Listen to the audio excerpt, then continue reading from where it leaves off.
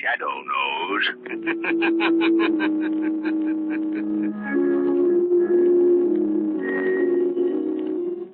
Your local blue coal dealer presents The Shadow. These half-hour dramatizations are designed to forcibly demonstrate to old and young alike that crime does not pay.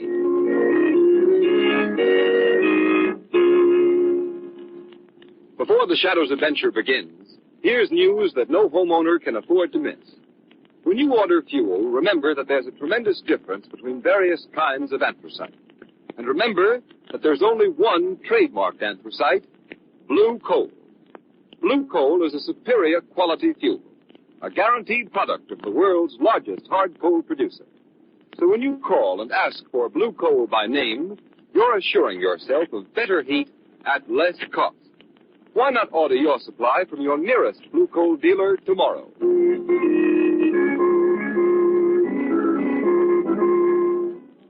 The Shadow, mysterious character who aids those in distress and helps the forces of law and order, is in reality Lamont Cranston, wealthy young man about town. His friend and companion, Margot Lane, is the only person who knows to whom the unseen voice belongs, the only one who knows the true identity of that master of other people's minds, The Shadow. Today's story, Death is Blind. Ladies and gentlemen, just see my free outside. Come on, Lamont. If I have to inspect another blue ribbon pig or prize pumpkin pie, I think I'll faint. Nonsense, Margot. We've hardly seen anything yet. Who'd have thought the dignified Lamont Cranston would go crazy about a county fair? No, Margot, you don't begrudge me a little relaxation, do you? Relaxation? Isn't it enough you're leaving tonight for a week's hunting trip by yourself? I should think that would be enough relaxation for anybody. Well, maybe you're right at that. Wait a minute. Oh, now, Lamont, that's just a shooting gallery. You've seen shooting galleries before. Come on, Margot. You can just walk by it anyhow. Oh, Lamont, you're incorrigible. All right, I'm with you. Hey, watch him shoot. That guy's a sharpshooter. Hey! Did you see that shot? He had his back to the target, he shot over his shoulder, looked in the mirror. Boy, that's some shooting, huh? What's going on? I can't see over these people.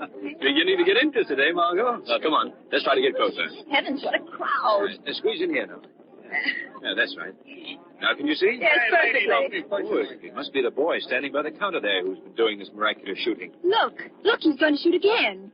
The man behind the counter is handing him another gun. Hey, Arthur, wouldn't you like to try another shot? Oh, gee, I don't believe so. I'm sorry, but... Walter, do not go. Oh, Dr. Layden, I didn't know you were here. I've been in the crowd watching. I'm proud of you, Walter. What I've just seen you do is a credit to my teaching. Oh, thank you, Dr. Layden. Lamont, that old man with the hunchback, the one the boy calls Dr. Layden. Yes, what about it? Oh, I don't know. There's something I think it's his eyes. Well, you know who he is, don't you? Should I? Who is he? There's pictures in the papers occasionally. That's Dr. Franz Layden, head of the research laboratories of the Jordan Process Company. They're fans in this town. I don't care who he is. That face, it's evil, Lamont. He gives me the shivers. Let's go. Go quiet. I want to hear this. Yes, but Dr. Layden, I ought to go home. You see, my mother didn't... Not yet, Walter. Did I understand you to say, sir, that you're responsible for this boy's remarkable skill with a pistol? Yes, I think I can say I am in a way. He had the natural instincts himself, of course, but I helped him develop them. You see, Walter has not only the perfect eye, but the perfect ear. It is a rare gift. Ear? What's the ear got to do with marksmanship? I will demonstrate. Walter? No, please, Dr. Walter, Layden. you will do as I say. Yes, Dr. Layden. Now I take this handkerchief, Look, sir. Lamont. He's blindfolding the boy. Yeah, wouldn't it just... Now he is completely blindfolded. He can see nothing. Can you, Walter? No, Dr. Layden. The boy will now give you a demonstration of marksmanship that I bet you have never seen before nor will see again. Give him the loaded pistol. Here, now, wait a minute. We have conducted this experiment safely many times before. Well, all right. Here's the gun. Take it, Walter. That's right. Now, this blindfolded boy, unable to see anything at all, will shoot once and hit the bullseye of that target. Safe. I'm getting out of here. Calm yourselves, everybody. There is no danger. How's he going to know which direction to shoot in? That's where the ear comes in. You take this cane of mine, stand by the target, and when I give you the signal, strike the gun in the center of the target with the cane. The sound of the gun will give Walter his cue. His ear will give him the direction, and his shot will hit the bullseye. With me standing there, huh? Not on your life. The guy's good, but how do I know he's that good? You doubt my word?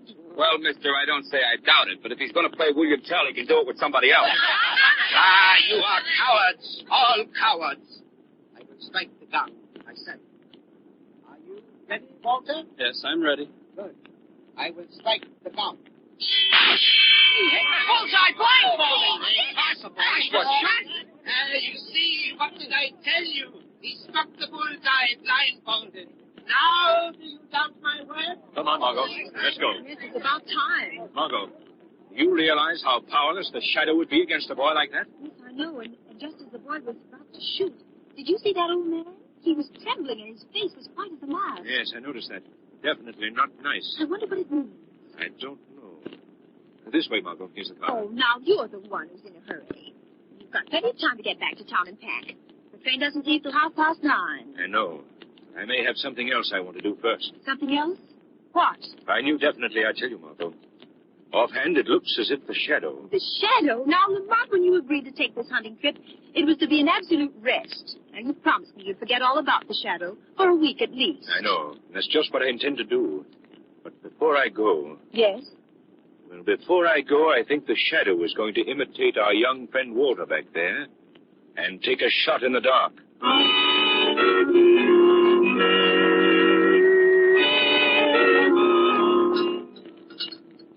Oh, Dr. Layton. Hey? I just wanted to ask whether you need me here in the laboratory anymore tonight. Walter, don't you know enough not to talk to me when I'm engaged in an experiment? I'm sorry, sir. I just thought that... Don't pay any attention to me, my boy. When I'm absorbed in my work, I'm afraid I may be a little irritable. Well, I do my best, sir. Yes, I know, my boy. You are a great help to me, Walter.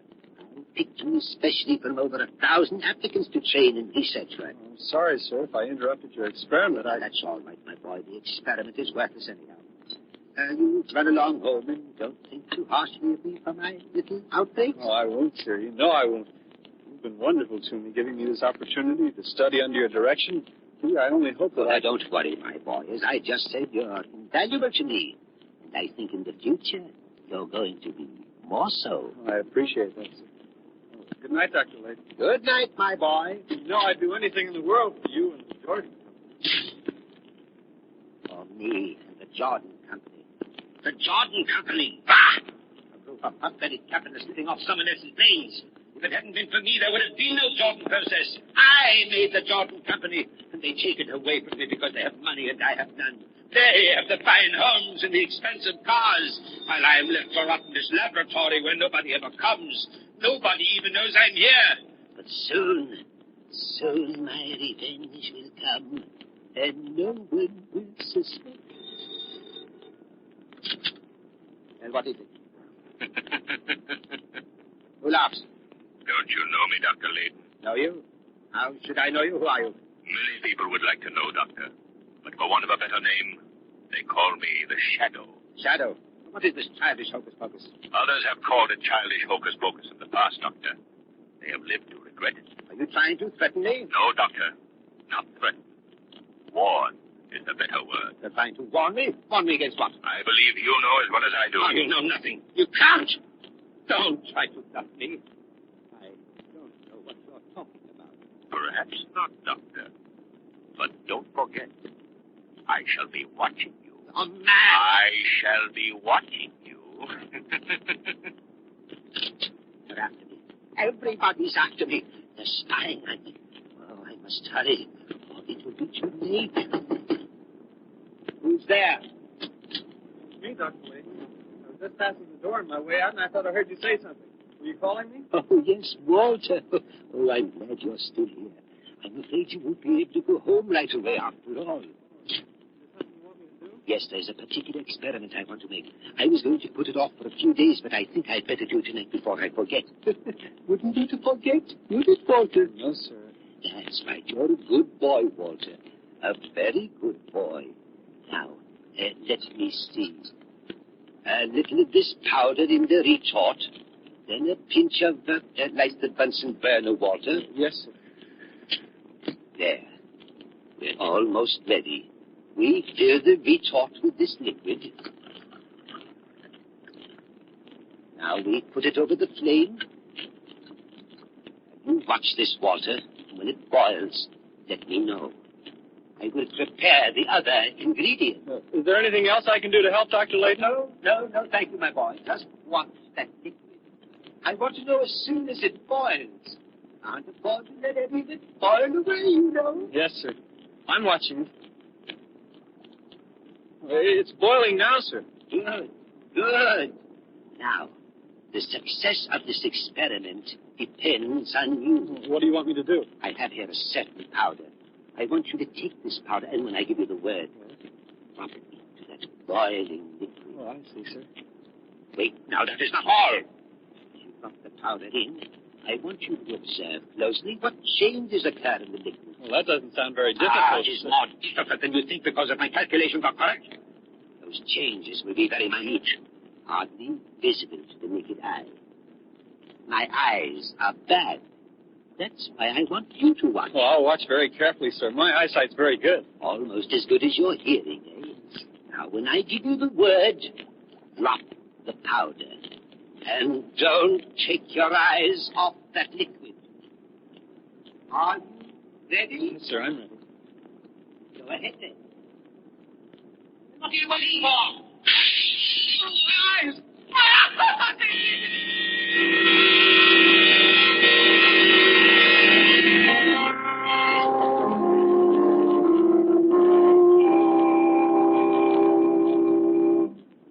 We continue with the second part of the Shadow's thrilling adventure in just a moment. Meantime, a question. Men, wouldn't you like to end those tiresome trips to the furnace for your wife or other members of the family?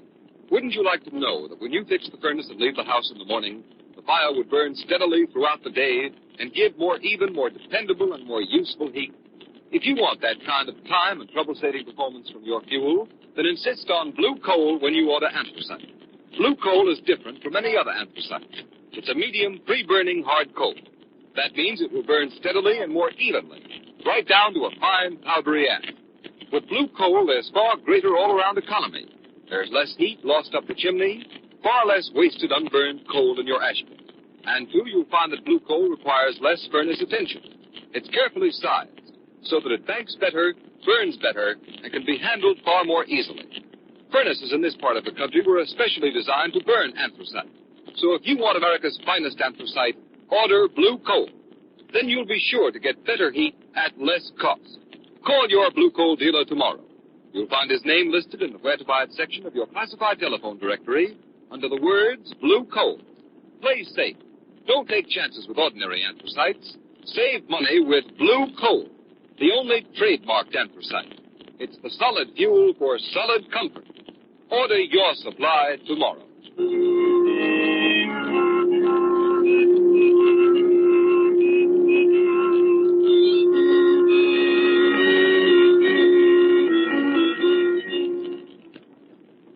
Who is it? It's Gates, Dr. Layton. Come in. Oh, yes, Gates. Come in. Sorry to bother you at home like this, Dr. Layton, but I wanted to see you about that unfortunate boy, Walter Dunn, who was injured in your laboratory several days ago. Well, what about him? Well, as personnel manager of the Jordan Company, I'm especially concerned about the boy. I understand at the hospital that the poor fellow will be totally blind for life. Too bad, but accidents will happen. We're paying all his hospital and doctor's bills, of course, and in addition, the directors had a meeting today, and they thought it was only right for the company to make some provision for the boy's future. And Mr. Gilmore, the president of the company, thought that perhaps you could suggest what's the best thing to do. Oh, Mr. Gilmore thought that, did he? Well, Mr. Gates, I'll tell you what I'd advise the company to do in the case of Walter Dunn. And what's that? Exactly nothing.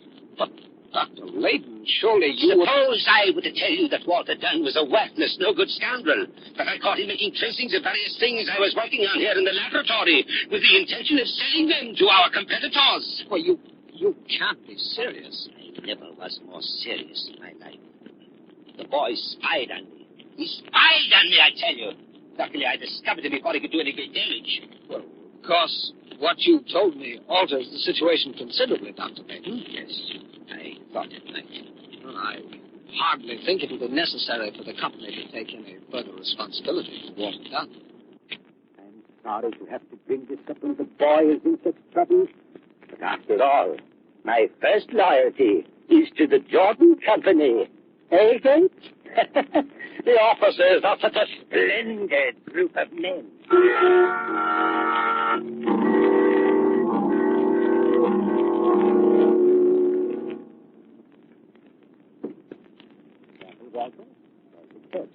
Thank you, Dr. Lake. Now that you're blind for life, Walter, you must try to readjust yourself. Blind. I'm blind. Yes, and I'm afraid it's going to be very difficult to get along with your mother to support. I know it. Of course, the company should have made some provision for your future. After all, if they hadn't supplied the laboratory with inferior chemicals, that explosion never would have happened. You told me all that before. I'm repeating it so you know that what you're going to do is What I'm going to do is best. exactly. Remember, I went to Mr. Gilmore, the president, and to the directors myself and pleaded with them. But to no avail. They absolutely refused to help you. They refused to help me. I'll show them. I'll show them. Oh, get excited, Walter. Nice boy, Johnny. Where are they? I'll show them. I wouldn't be surprised if we met Mr. Gilmore coming along here any minute now. He generally walks home from his club this way about this time. And I'll show them. Ah, here comes someone now. Ah, it is Mr. Gilmore, Walter. The man who wouldn't help you. Now, I'll just sit behind the screen. And don't forget to put the gun in his hand. Afterwards. I won't forget. Good. Good. Pardon me. Yes, young man? Could you please tell me the time? I'm blind, you see, and... Why, of course. Hey, aren't you Walter?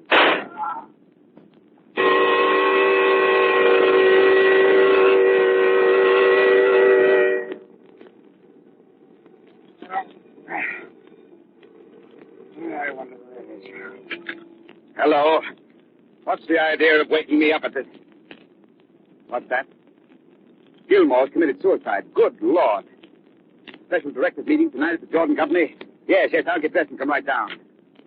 Gilmore shot himself. Can't believe it. That. Well, I heard a tap on the window. Imagination, I guess. Oh, Gilmore. Where did I put my shoes? Hold on. Did hear something at the window. Can't see anything, though. Hello? Oh.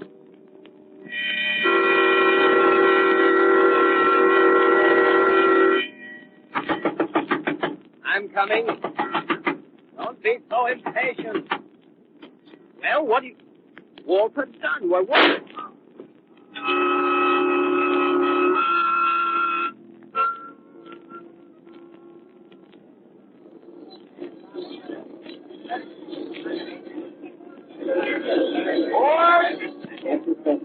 Here I am. Margot! Well, am I glad to see you. Here, Porter, take these. Oh, Yeah. dear, I feel as if you've been away a year instead of just a week. I feel that way myself.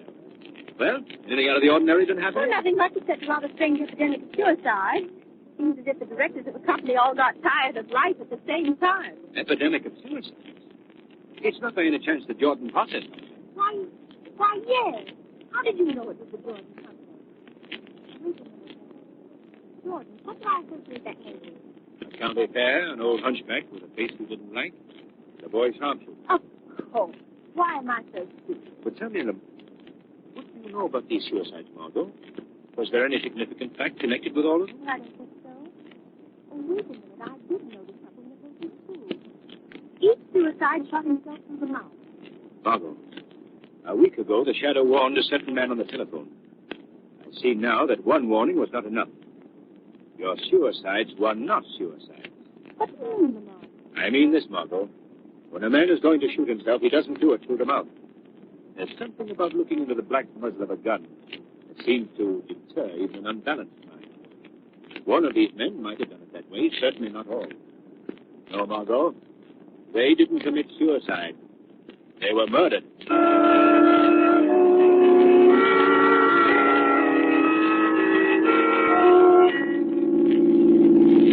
Let me see, Margot. 221 Elm Street. This must be the place. Stop the car. That's right, Margot. Yes. You want to come in? He was calling on Lamar. Blind boy. Yes, I'll come in. Right, Margot.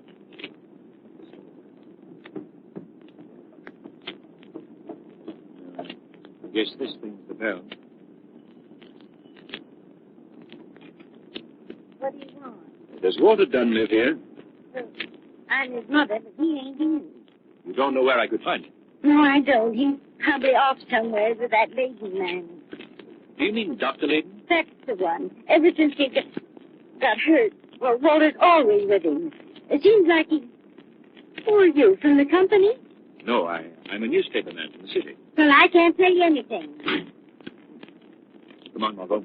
It's all here. That poor thing. She'd been crying. The mother eyes were all red and swollen. Yes. He's probably suffering as much as Walter. Margot, do you remember that afternoon at the fair, what you said about Dr. Layton? I said he had an evil face. Lots of people have evil faces. I mean, some awfully nice people sometimes. Dr. Layton is not a nice person, Margot. I knew that when I first saw him. He has the face of a man suffering from an inner torture. A torture so all-consuming that when he's not on guard, it shows through his eyes. Torture and hate. What? You mean you think that Walter Dunn is under the influence of Dr. Layton? Oh, that's fantastic. You've no evidence. Haven't I?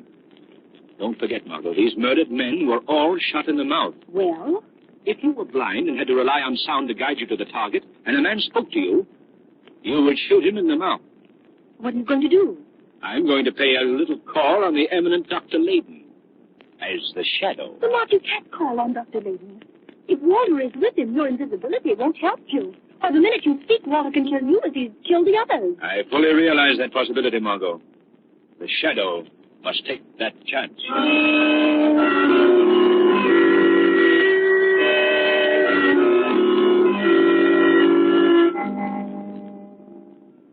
Well, Walter, things are coming along splendidly. Yes, Dr. Layton. With all the executives committing suicide. Our own special brand of suicide, eh, Walter? The company's stock is dropped to nothing. Soon I will have control. I, Dr. Franz Layton, the despised old crank puttering around in his laboratory. Yes, Dr. Layton. Oh, the country police are stupid. They suspect nothing. It's a wonderful scheme, Walter. A brilliant scheme. Nobody could see through it. Nobody, Dr. Layton. Who speaks? Walter, the door is open. I closed it. I'm sure I closed it. Don't get up, Doctor. I'll close it again. There. Who is it, Dr. Layton? I don't know. I can't see him. Can't see him. Are you blind too, Doctor? No, I'm not blind, but You can't see me, is that it, Doctor? I don't know. Walter, tell me. There is someone in this room, is there not? Yes, Doctor. He's standing right near you. His voice comes from there. Who are you? A disembodied spirit? Speak. We have talked before, Dr. Layton. I am the shadow. Shadow. Though you cannot see me, I am here. Doctor, I'm afraid your little game is up. You're done. Yes, Dr. Layton. Walter, this man, this Dr. Layton... Shot him, Walter. Yes, but only in the arm. Listen, Walter. Shoot him again, Walter. Shoot him again. Walter, stop. Listen to me. Dr. Layton's made a cat's paw of you. Shoot again, Walter. Shoot again, you fool. Walter, listen to me. Layton lied when he told you the company wouldn't take care of you.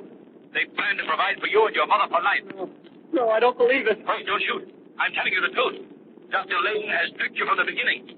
Has deliberately plotted that you commit the crimes he had the nerve to carry out himself. He's lying. Shoot, Walter. Shoot. Walter, listen. Would a chemist as brilliant as Dr. Layton have an accidental laboratory explosion?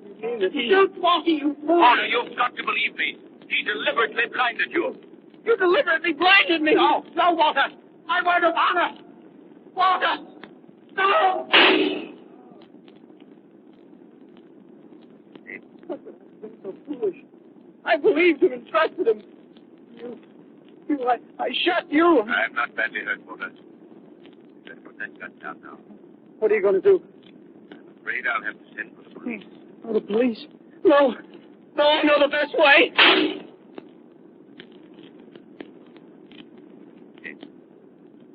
Justice has been triumphant again.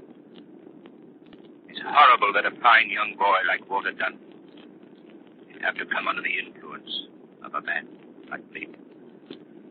But the near guilty must suffer with the guilty. Law and order must prevail.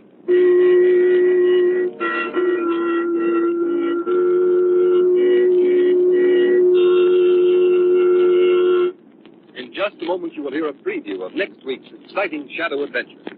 First, an important message from your old friend, Blue Coal's heating expert, John Bartlett. Thank you, Ken Roberts, and good evening, friends. There are still many homeowners who make the mistake of leaving the fire door of the furnace open in order to check the fire or to bank the fire at night. That is not only unnecessary, but it's a bad practice and false economy. Gas is given off by burning coals to go up the chimney. When the fire door is left open, these gases escape and are wasted. That's why I urge you always to rely entirely on your furnace dampers, not only to regulate the speed of your fire, but when you're banking it as well. Never open the fire door except when refueling. If you want to recharge your fire, simply close the ash pit damper and open the check damper in the flue pipe. This is the correct way to check your fire quickly and safely. Remember that your Blue Coal dealer will be glad to send a John Barkley serviceman to inspect your furnace dampers and see that they are in proper working condition. John Barkley men are trained heating experts. They will be glad to assist you in properly heating your home without any obligation on your part. I thank you.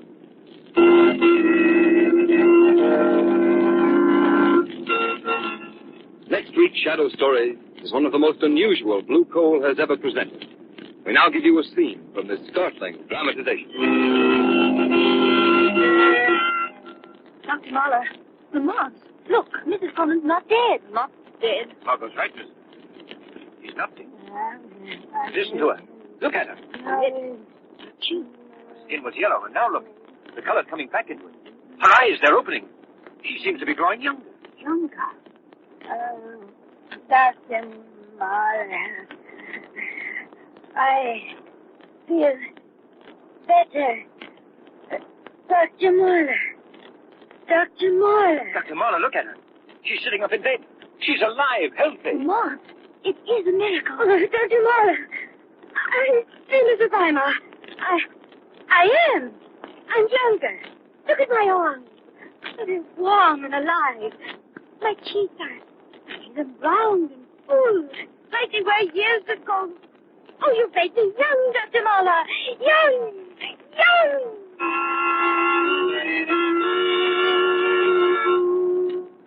What is the secret of this amazing rejuvenation? Be sure to find out next week in the Shadow's newest adventure, Fountain of Death.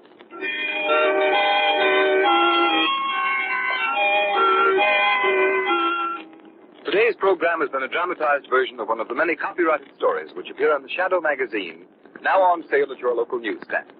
All the characters and all the places named are fictitious. Any similarity to persons living or dead is purely coincidental.